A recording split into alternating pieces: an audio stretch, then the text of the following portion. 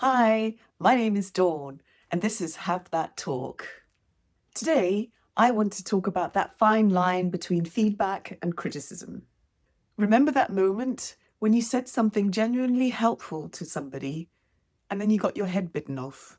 Maybe you were in a team meeting and somebody was presenting the project update, and then you said something like, "Have you thought about the dependencies with the dev team? There seems to be a bottleneck there." You're being helpful. You're sharing something that you noticed. You're making a positive contribution, you think.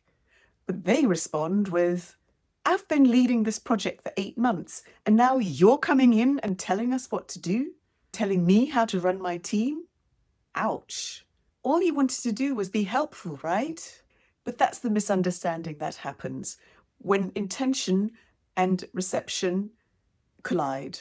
You sent out a neutral observation, and they received an attack, a criticism, a threat to their judgment and competence. And this collision creates a bad experience for both sides. And the next time you want to give feedback, probably won't, will you?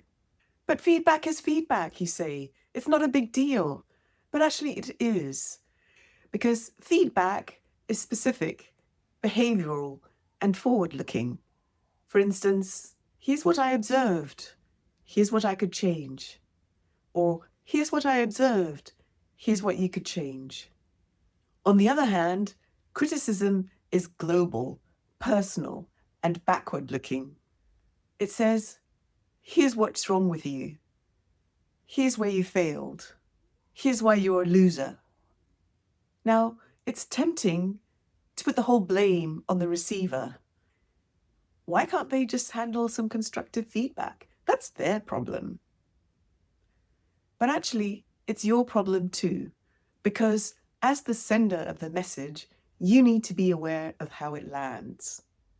You need to understand that how you say it may activate a threat response in different ways. And once that happens, the disconnect happens.